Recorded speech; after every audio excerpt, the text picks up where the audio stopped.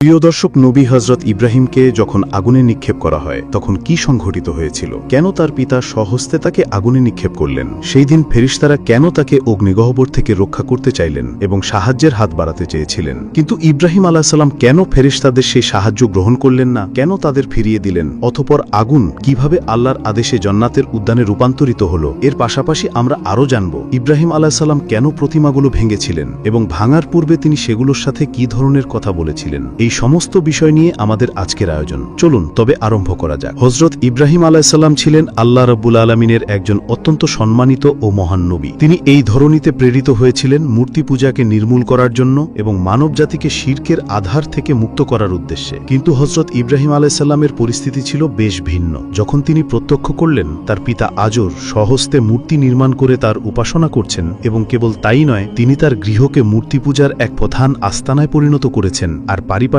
মানুষেরা তার পিতার নির্মিত মূর্তির পূজা করে আল্লাহর সাথে শরীক স্থাপন করছে। হযরত ইব্রাহিম আলাইহিস সালাম এই দৃশ্য দেখার পর তিনি আর স্থির থাকতে পারলেন না। তিনি সংকল্প করলেন তার পিতাকে মূর্তি পূজার এই কুফরি থেকে রক্ষা করা অত্যাবশ্যক এবং তাকে এক ও অদ্বিতীয় আল্লাহ রাব্বুল আলামিনের ইবাদতের দিকে দাওয়াত দেবেন। ইব্রাহিম আলাইহিস সালাম তার পিতাকে মূর্তি পূজা থেকে ফেরানোর জন্য যে সকল নসিহত করেছিলেন এবং যেভাবে সেই উপদেশগুলো দিয়েছিলেন, মহান আল্লাহ রাব্বুল আলামিন সেই কথোপকথন সূরা মারিয়ামের 41 থেকে 48 নম্বর আয়াতে অনিন্দ সুন্দর রূপে বর্ণনা করেছেন। যখন ইব্রাহিম আলাইহিস সালাম তার পিতাকে বললেন, হে আমার শ্রদ্ধেয় পিতা, কেন আপনি এমন সত্তার উপাসনা করেন যে শুনতে পায় না, দেখতে পায় না এবং আপনার কোনোই উপকারে আসতে পারে না? হে আমার পিতা, এ বিষয়ে আমার কাছে এমন জ্ঞান এসেছে যা আপনার কাছে আসেনি, সুতরাং আপনি আমার পথ অনুসরণ করুন, আমি আপনাকে সঠিক পথ দেখাবো। হে আমার পিতা, আপনি শয়তানের পূজা করবেন না, নিঃসন্দেহে শয়তান পরম করুণাময়ের অবাধ্য। আমার আশঙ্কা হচ্ছে আল্লাহর শাস্তি আপনাকে স্পর্শ করবে এবং পরিণামে আপনি শয়তানের সঙ্গী হয়ে যাবেন। হযরত ইব্রাহিম আলাইহিস সালামের এই কথা শুনে তার পিতা উত্তর দিল,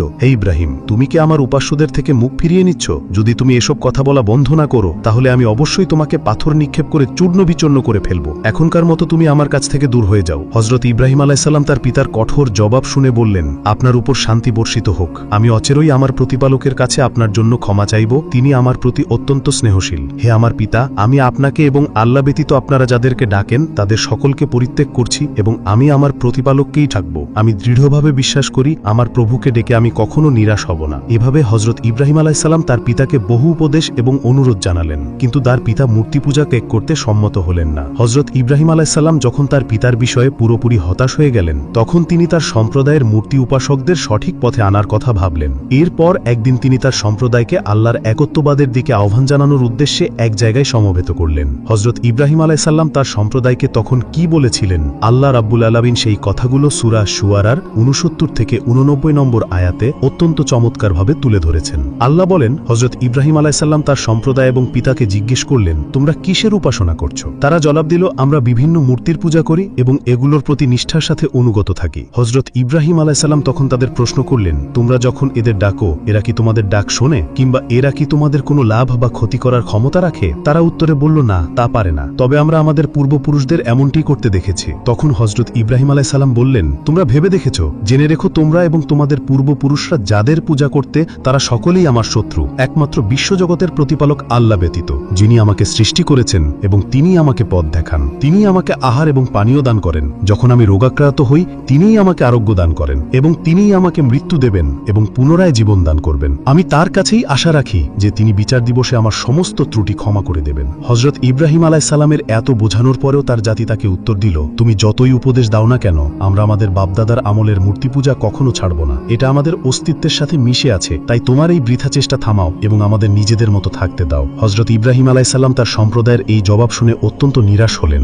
তখন তিনি যা বলেছিলেন আল্লাহ রাব্বুল আলামিন সূরা আল আনামের ৭৯ নম্বর আয়াতে তা উল্লেখ করেছেন। হযরত ইব্রাহিম আলাইহিস সালাম বললেন, আমি একনিষ্ঠভাবে তার দিকেই মুখ ফেরাচ্ছে যিনি আসমান ও জমিন সৃষ্টি করেছেন এবং আমি মুশরিকদের অন্তর্ভুক্ত নই। এরপর হযরত ইব্রাহিম আলাইহিস সালাম একাকী ভাবতে শুরু করলেন কিভাবে এই বিপদগামী জাতিকে শিক্ষা দেওয়া যায় এবং তাদের সামনে প্রমাণ করা যায় যে এই মূর্তিগুলোর আসলে কোনো ক্ষমতাই নেই। অতঃপর তার অজ্ঞ সম্প্রদায়কে শিক্ষা দেওয়ার উদ্দেশ্যে ইব্রাহিম আলাইহিস সালাম একটি কৌশল অবলম্বন করলেন। আল্লাহ রাব্বুল আলামিন তার এই পরিকল্পনা সূরা আল আম্বিয়ার ৫৭ নম্বর আয়াতে বর্ণনা করেছেন। ইব্রাহিম আলাইহিস সালাম বললেন, আল্লাহর কসম, তোমরা চলে যাওয়ার পর আমি তোমাদের মূর্তিগুলোর একটা ব্যবস্থা নেব। ইব্রাহিম আলাইহিস সালামের মূর্তি পূজক জাতি তাদের সমস্ত প্রতিমা একটি মন্দিরে অত্যন্ত সুন্দরভাবে সাজিয়ে রাখত। হযরত ইব্রাহিম আলাইহিস সালাম পরিকল্পনা পরিকল্পনা করলেন যে সুযোগ পেলেই তিনি মূর্তিগুলোকে ভেঙে গুড়িয়ে দেবেন, কিন্তু বহুদিন তিনি তেমন কোনো সুযোগ পাচ্ছিলেন না। অবশেষে আল্লাহ রব্বুল আলামিন তাকে সেই কাঙ্ক্ষিত সুযোগ করে দিলেন। ঘটনাটি ছিল এমন, সেই সময়ে হযরত ইব্রাহিম আলাইহিসসালামের সম্প্রদায়ে একটি বার্ষিক মেলা অনুষ্ঠিত হতো। তার সম্প্রদায়ের লোকেরা তার কাছে এসে বলল,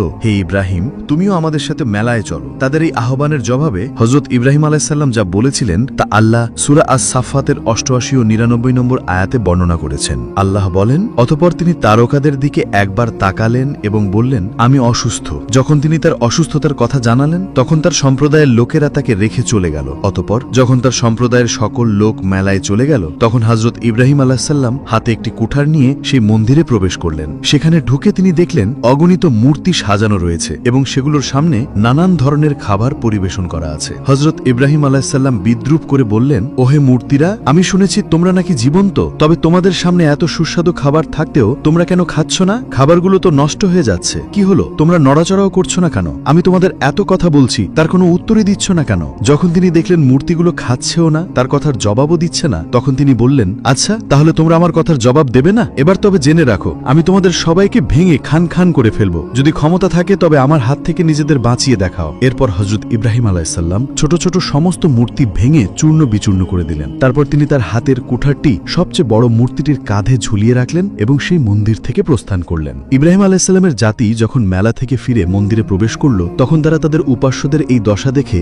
বিস্ময়ে হতভম্ব হয়ে গেল। ক্রোধে তারা দিশাহারা হয়ে পড়ল। তারা বলাবলি করতে লাগলো, আমাদের উপাস্যদের সাথে কে এমন আচরণ করলো? সে নিশ্চয়ই একজন জালিম। তখন তাদের মধ্যে কেউ কেউ বলল, আমরা এক যুবককে এদের সম্পর্কে বিরূপ মন্তব্য করতে শুনেছি, তার নাম ইব্রাহিম। তখন তারা সিদ্ধান্ত নিল তাহলে তাকে সবার সামনে হাজির করা হোক, যাতে সকলে সাক্ষী থাকতে পারে। এরপর হযরত ইব্রাহিম আলাইহিসসালামকে সেখানে ডেকে আনা হলো। তিনি উপস্থিত হলে তারা তাকে জিজ্ঞেস করল, হে ইব্রাহিম, আমাদের উপাস্যদের সাথে এই কাজ কি তুমি করেছো? তখন হযরত ইব্রাহিম আলাইহিসসালাম উত্তর দিলেন, বরং এই কাজ তাদের এই বড় মূর্তিটিই করেছে। তাকেই জিজ্ঞেস করে দেখো যদি সে কথা বলতে পারে। হযরত ইব্রাহিম আলাইহিসসালামের এই যুক্তিতে তার সম্প্রদায়ের লোকেরা লজ্জিত ও অপমানিত হলো। তারা মাথা নিচু করে বলল, হে ইব্রাহিম, তুমি তো বিলক্ষণ অবগত আছো যে এরা বাক শক্তিহীন। তখন হযরত ইব্রাহিম আলাইহিসসালাম বললেন, তাহলে কি তোমরা আল্লাহকে বাদ দিয়ে এমন কিছুর উপাসনা করছো যারা তোমাদের কোনো লাভ বা ক্ষতি করার ক্ষমতা রাখে না? ধিক তোমাদেরকে, তোমরা কি এখনো বুঝবে না? কিন্তু এত উপদেশ এবং চাক্ষুষ প্রমাণ পাওয়ার পরেও তারা সঠিক পথে ফিরে আসলো না। উল্টো তারা হযরত ইব্রাহিম আলাইহিসসালামের বিরুদ্ধে কঠোর ব্যবস্থা নেওয়ার পরিকল্পনা করতে লাগলো। তাই তারা মূর্তি ভাঙার বিষয়টি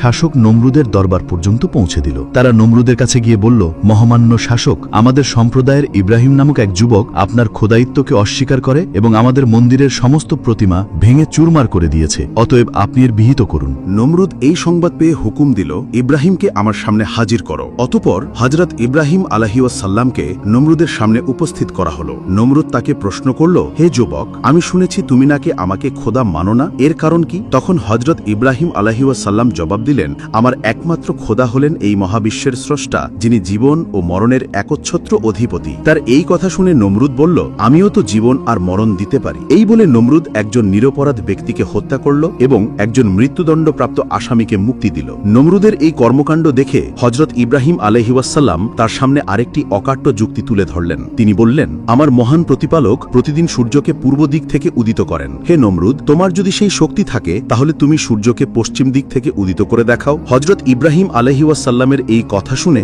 সেই সত্য প্রত্যাখ্যানকারী বাকরুদ্ধ হয়ে গেল। নমরুদ যখন বুঝল যে এই যুবকের সাথে তর্কে জড়ালে তার খোদায়িত্বের দাবি বিপন্ন হবে, তখন সে আদেশ দিল, এই যুবককে অন্ধকূপে নিক্ষেপ করো, আমরা তার বিষয়ে পরে সিদ্ধান্ত নেব। নমরুদের আদেশে হযরত ইব্রাহিম আলাইহিসসালামকে একটি অন্ধকার প্রকোষ্ঠে বন্দী করা হলো। এরপর নমরুদ তার সভাসদদের সাথে পরামর্শ করতে লাগলো। একজন পরামর্শ দিল, বাদশাহ, আমরা তাকে সবার সামনে এক বিশাল অগ্নিকুণ্ডের জীবন্ত দগ্ধ করে হত্যা করি। এতে সবাই এমন শিক্ষা পাবে যে ভবিষ্যতে কেউ আর এমন গুরুতর অপরাধ করার দুঃসাহস দেখাবে না। এই প্রস্তাবটি নমরুদের খুব পছন্দ হলো। অতঃপর সে রাজ্য জুড়ে ঘোষণা করে দিল, অগ্নিকুণ্ড জ্বালানোর জন্য কাষ্ঠ সংগ্রহ করো। নমরুদের আদেশে প্রজারা এক বিশাল প্রান্তরে অগ্নিকুণ্ডের জন্য কাঠ জড়ো করতে লাগলো। বহুদিন ধরে কাঠ সংগ্রহের পর যখন পর্যাপ্ত পরিমাণ কাঠ জমা হলো, তখন নমরুদের হুকুমে সেই কাঠে আগুন লাগানো হলো। সঙ্গে সঙ্গে লেলিথান শিখা জ্বলে উঠল। বর্ণনা করা হয় যে সেই আগুনের উত্তাপ এতটাই প্রচণ্ড ছিল যে তার 1 মাইল উপর দিয়ে উড়ে যাওয়া পাখিও সেই তাপে ঝলসে আগুনে ছিটকে পড়ত। এরপর নমরুদের সৈন্যরা হযরত ইব্রাহিম আলাইহিসসালামকে সে আগুনে নিক্ষেপ করতে গেল, কিন্তু আগুনের উত্তাপ এত বেশি ছিল যে তার কাছাকাছি গিয়ে তাকে নিক্ষেপ করার কোনো উপায় ছিল না। শয়তান যখন দেখল তার অনুসারীরা বিপদে পড়েছে, সে এক সাধারণ মানুষের রূপ ধরে নমরুদের সৈন্যদের কাছে এসে বলল, তোমরা যদি ইব্রাহিমকে আগুনে ফেলতে চাও তবে একটি নিক্ষেপণ যন্ত্র তৈরি করো, সেই যন্ত্রের সাহায্যে তোমরা তাকে দূর থেকে আগুনে নিক্ষেপ করতে পারবে। শয়তানের পরামর্শে নমরুদের সৈন্যরা একটি নিক্ষেপণ যন্ত্র তৈরি করল। অতঃপর যখন তারা ইব্রাহিম আলাইহিওয়াসাল্লামকে সেই যন্ত্রের উপর তুলে আগুনে নিক্ষেপ করার প্রস্তুতি নিল, ঠিক সেই মুহূর্তে আল্লাহর ফেরেশতারা এসে যন্ত্রটি আটকে ধরলেন। ফলে বহু চেষ্টা করেও সৈন্যরা হযরত ইব্রাহিম আলাইহিওয়াসাল্লামকে আগুনে ফেলতে পারছিল না। শয়তান যখন দেখল তার অনুসারীরা নতুন এক বিপদে পড়েছে, তখন সে আবার মানুষের রূপে এসে বলল, তোমরা কিয়ামত পর্যন্ত চেষ্টা করলেও ইব্রাহিমকে আগুনে ফেলতে পারবে না, কারণ আল্লাহর ফেরেশতারা যন্ত্রটি ধরে রেখেছে। তোমরা এক কাজ করো, 40 জন পুরুষ ও 40 জন নারীকে দিয়ে এই স্থানে প্রকাশ্যে ব্যভিচার করাও, তাহলেই তোমাদের উদ্দেশ্য সফল হবে। শয়তানের পরামর্শ অনুযায়ী সেখানে 40 জোড়া পুরুষ ও নারীর ব্যভিচারের ব্যবস্থা করা হলো। আল্লাহর ফেরেশতারা এই নির্লজ্জ দৃশ্য দেখে সেখান থেকে চলে গেলেন। অতঃপর নমরুদের সৈন্যরা হযরত ইব্রাহিম আলাইহিওয়াসাল্লামকে নিক্ষেপণ যন্ত্রের মাধ্যমে সেই ভয়ঙ্কর আগুনে নিক্ষেপ করল। আগুনে নিক্ষিপ্ত হওয়ার সঙ্গে সঙ্গেই হযরত জিব্রাইল আলাইহিওয়াসাল্লাম হযরত ইব্রাহিম আলাইহিওয়াসাল্লামের কাছে এসে উপস্থিত হলেন। তিনি আল্লাহর নবীকে বললেন, হে আল্লাহর নবী, আপনি কেবল অনুমতি দিন, আপনার আদেশে আমি আমার ডানার এক ঝাপটায় মুহূর্তের মধ্যে এই আগুন নিভিয়ে দেব। জিব্রাইল আলাইহিওয়াসাল্লামের কথা শুনে আল্লাহর নবী হযরত ইব্রাহিম আলাইহিওয়াসাল্লাম বললেন, হে জিব্রাইল, আমি আপনার কাছে কেন সাহায্য চাইব? আমি যে বিপদে পড়েছি তা কি আমার প্রতিপালক দেখছেন না? যেহেতু আমার আল্লাহ দেখছেন যে তার নবী বিপদে পড়েছে, তিনি আমাকে সরাসরি সাহায্য করবেন। আমি আল্লাহ ছাড়া অন্য কোনো সৃষ্টির সাহায্য প্রার্থী নই। আল্লাহ যদি চান তিনি আমাকে এই আগুন থেকে রক্ষা করবেন, আর যদি তার ইচ্ছা হয় যে ইব্রাহিম এই আগুনে দগ্ধ হয়ে যাবে, তবে আমি তার সেই ইচ্ছাতেই সন্তুষ্ট। ইব্রাহিম আলাইহিওয়াসাল্লামের এই জবাব শুনে জিব্রাইল আলাইহিওয়াসাল্লাম তার কাছ থেকে বিদায় নিলেন। অতঃপর আল্লাহ রাব্বুল আলামিন আগুনকে যে নির্দেশ দিয়েছিলেন তা সূরা আল আম্বিয়ার 69 নম্বর আয়াতে বর্ণিত হয়েছে। আল্লাহ রাব্বুল আলামিন আগুনকে আদেশ করলেন, হে আগুন, তুমি ইব্রাহিমের জন্য শীতল ও প্রশান্তিময় হয়ে যাও। সাবধান, হে আগুন, যদি তুমি আমার বন্ধুর একটি পশম দগ্ধ করো, তবে কিয়ামতের দিন আমার শাস্তি থেকে কেউ তোমাকে রক্ষা করতে পারবে না। আল্লাহর এই নির্দেশ পাওয়ার সঙ্গে সঙ্গে সেই প্রজ্বলিত আগুন হযরত ইব্রাহিম আলাইহিওয়াসাল্লামের জন্য আরামদায়ক ও শান্তিদায়ক হয়ে গেল। মুহূর্তের মধ্যে সেই ভয়ঙ্কর অগ্নিকুণ্ড এক মনোরম জান্নাতি বাগানে পরিণত হল। আল্লাহর নবী হযরত ইব্রাহিম আলাইহিওয়াসাল্লাম সেই বাগানে বসে জান্নাতের অনাবিল শান্তি উপভোগ করতে লাগলেন। হযরত ইব্রাহিম আলাইহিওয়াসাল্লাম তার পরবর্তী জীবনে বলতেন, আমার জীবনের সবচেয়ে সুখকর দিনগুলো ছিল নমরুদের সেই অগ্নিকুণ্ডের ভিতরে কাটানো দিনগুলো। আমি সেখানে জান্নাতের স্বাদ পেয়েছিলাম। নমরুদ যখন দেখল আগুন হযরত ইব্রাহিম আলাইহিওয়াসাল্লামকে পোড়াতে পারল না, বরং তা এক স্বর্গীয় উদ্যানে পরিণত হল, তখন সে ভাবতে লাগল, হায়, এই ঘটনা যদি সাধারণ মানুষ জানতে পারে তবে আমার কর্তৃত্বের ভিত্তি নড়ে যাবে। তাই নমরুদ তার কর্তৃত্ব রক্ষার জন্য পরবর্তী পদক্ষেপ নিয়ে চিন্তাভাবনা শুরু করল। দর্শক, এই ছিল হযরত ইব্রাহিম আলাইহিওয়াসাল্লামকে অগ্নিকুণ্ডে নিক্ষেপের ঘটনা। আল্লাহ রাব্বুল আলামিন যেন আমাদের সবাইকে জাতির পিতা ইব্রাহিম আলাইহিওয়াসাল্লামের মতো অটল ঈমানের অধিকারী হওয়ার তৌফিক দান করেন। প্রিয় দর্শক, এই ঘটনাটি কেবল একটি কাহিনী নয়, বরং এটি এক জীবন্ত শিক্ষা। আসুন আমরা সকলে আমাদের জীবনে এই শিক্ষা গ্রহণ করি। আল্লাহ আমাদের সকলকে আমল করার তৌফিক দিন। এই ভিডিওটি যদি আপনার কাছে শিক্ষণীয় মনে হয় তবে লাইক দিন, শেয়ার করুন এবং আমাদের চ্যানেলটি সাবস্ক্রাইব করতে ভুলবেন না।